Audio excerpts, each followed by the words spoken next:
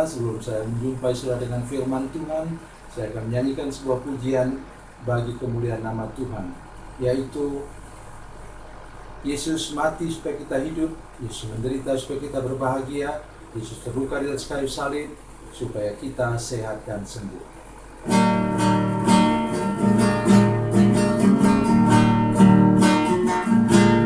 Yesus berfirman, marilah kepadaku semua yang letih lesu dan berbeban berat, aku akan memberi kelegaan padamu. Mari datang sekarang kepadanya. Yesus mati supaya engkau hidup, Yesus menderita supaya engkau bahagia, Yesus terluka di kayu salib itu supaya engkau sehat dan sembuh. Yesus berfirman, marilah kepadaku semua yang letih lesu dan berbeban berat, aku akan memberi kelegaan padamu. Mari datang sekarang kepadanya. Yesus mati supaya engkau hidup, Yesus menderita supaya engkau bahagia, Yesus terluka di kayu salib itu supaya engkau sehat dan sembuh.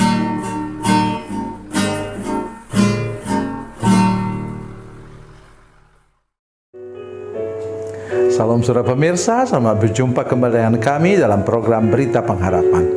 Saudara pemirsa, saya ingin menyampaikan sesuatu kepada saudara hari ini, bahwa hukum tabur tuai itu betul-betul ada. Ya. Jangan katakan itu hanya istilah saja. Bila engkau sudah berbuat jahat kepada orang lain, terutama kepada sesama orang percaya, apalagi sesama hamba Tuhan, oh saudara sekalian, tunggu saja. Saya di sini bukan pada posisi menyumpahi orang, tidak. Tapi saya mau sampaikan firman Tuhan, nanti saya dengar sendiri. Mari kita berdoa sebelumnya. Bapa, dalam nama Yesus, terima kasih Tuhan, ingatkan seluruh jemaat, semua pemirsa yang menyaksikan program ini supaya segera bertobat bila sudah menabur sesuatu yang buruk, yang jahat, yang tidak berkenan kepada Tuhan, supaya kami jangan nanti menuai hal yang lebih buruk lagi. Terpujilah namamu Tuhan, dalam nama Yesus, haleluya, amin. Saudara pemirsa, mari kita membaca Alkitab kita dari Perjanjian Lama. Kitab Perjanjian Lama Bilangan pasal 31, Bilangan pasal 31 ayat 8. Bilangan 31 ayat 8, mungkin lebih baik ayat 7 dan ayat 8. Ya, ayat 7 dan ayat 8, demikian bunyi firman Tuhan, kemudian berperanglah mereka melawan Midian, seperti yang diperintahkan Tuhan kepada Musa, lalu membunuh semua laki-laki mereka. Selain daripada orang-orang yang mati terbunuh itu, mereka pun membunuh juga raja Midian, yaitu Ewi, Rekem, Zur, Hur, dan Reba. Kelima raja Midian, juga Bileam bin Beor, dibunuh mereka dengan pedang. Amin. Sudah kenal dengan itu? Bileam bin Beor? Dialah dukun sakti yang dipanggil oleh Raja Balak, Raja Moab, untuk mengutuk umat Tuhan. Tetapi lidahnya diputar oleh Tuhan sehingga dia gagal melakukannya. Dia malah memberkati umat Tuhan. Itulah pegangan kita yang sangat kuat, bahwa Allah Bapakku di surga pegang kendali dan Dia berkuasa untuk membalikkan keadaan. Percayalah. Teruskan perjalanan saudara, jangan takut. Kalau ada orang mengutuk saudara sekalian, menyumpahi saudara sekalian, jangan takut. Itu Tuhan akan balikkan menjadi berkat bagi engkau. Tetapi iblis itu bandel saudara sekalian. Nanti sebentar sesudah ini engkau boleh baca dari Lukas pasal 4 ayat 13. Dikatakan sesudah iblis gagal mencoba Yesus, dia mencari waktu yang baik. Kapan waktu yang baik? Waktu yang baik itu di Taman Getsemani, sehingga seolah-olah Yesus sedang berada di persimpangan jalan, saudara sekalian. Jadi hari ini saya mengajak kita semua untuk tetap waspada dalam perjalanan hidup ini. Jangan takut, jangan khawatir, karena ada Tuhan yang menjaga kita dengan kuasa darahnya. Tetapi waspada maksudnya jangan sampai engkau terjebak oleh kuasa kegelapan. Sesudah dia gagal mengutuk umat Tuhan, saudara sekalian, dia membujuk perempuan Moab untuk berzinah dengan semua laki-laki Israel, sehingga mati terbunuh ribuan orang sebagai hukuman dari Tuhan. Tetapi dia waktu itu mungkin dia tersenyum, atau seperti kita sering lihat dalam gambar di media sosial itu, dia ketawa. Kemudian ketawanya berubah menjadi air mata, saudara sekalian. Seperti saya katakan tadi, apa yang ditabur orang itu akan dituainya. Itulah ayat tadi yang kita sudah baca bersama-sama. Apa kata firman Tuhan? Kemudian berperanglah mereka melawan Midian seperti yang diperintahkan Tuhan kepada Musa, lalu membunuh semua laki-laki mereka. Selain dari orang-orang yang mati terbunuh itu orang biasa, mereka pun membunuh juga raja-raja Midian. Pada masa itu raja-raja kota, saudara sekalian. Rupanya ada 5 kota besar di sana, di mana ada raja-raja kotanya. Sekarang mungkin seperti wali kota, namanya Ewi, Rekem, Zur, Hur, dan Reba. Mati terbunuh. Ini yang paling menarik, yaitu dia sekarang menuai maut, karena dia sudah menyebar maut, saudara sekalian. Juga Bileam bin Beor dibunuh mereka dengan pedang. Saya ingin menolong kita dengan 2 ayat firman Tuhan, satu dari perjanjian baru, satu dari perjanjian lama.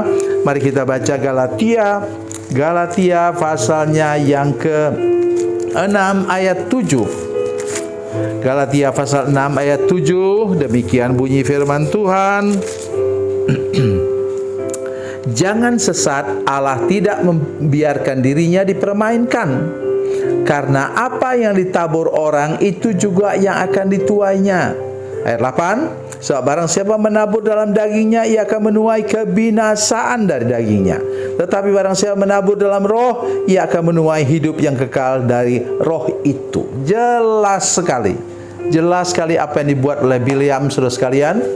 Itu menunjukkan bahwa dia sudah menabur hal yang jahat. Dan dia menuai apa? Mati terbunuh juga. Karena dia membayar hutangnya, di mana begitu banyak orang Israel laki-laki, ya itu laki-laki yang pada waktu itu dalam perjalanan seperti itu sangat diperlukan, dan mereka itu tentulah tentara-tentara yang sangat diandalkan oleh Musa. Mereka mati terbunuh kena jerat dari iblis yang menggunakan lidah Bileam. Ya, itu yang pertama. Mari kita lihat Hosea pasal 8 ayat 7. Hosea pasal 8 ayat 7 itu Hosea sesudah Daniel. Hosea pasal 8 ayat 7. Demikian bunyi firman Tuhan. Sebab mereka menabur angin, maka mereka akan menuai puting beliung.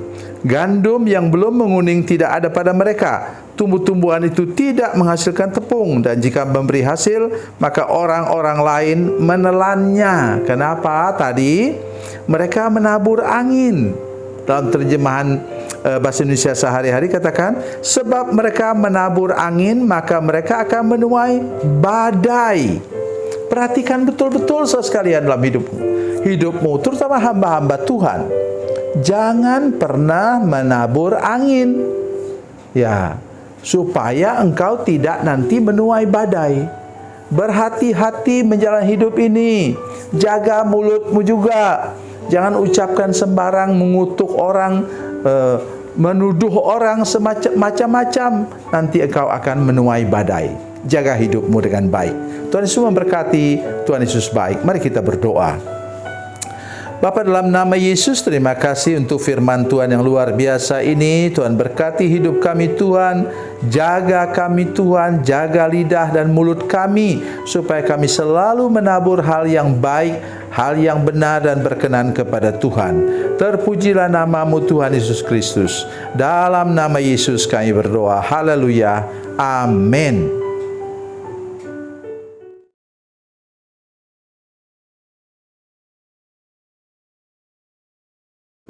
Salam saudara pemirsa, mengakhiri program ini saya mohon kepada saudara-saudara pemirsa sekalian untuk bila saudara menyaksikan program ini melalui channel YouTube, maka tekan subscribe dan bunyikan lonceng. Dan bila saudara menyaksikan program ini melalui channel Facebook, tolong saudara-saudara sekalian tekan like dan juga komen. Dan demikian pula bila sudah menyaksikan program Makan Bergizi hari ini yang tertulis, maka tekan yang sama juga, tekan like dan tekan komen. Dan tolong saudara-saudara sekalian untuk membagikan program ini, share program ini di channel saudara-saudara sekalian, supaya lebih banyak lagi orang diberkati melalui program ini. Tuhan Yesus memberkati, Tuhan Yesus baik.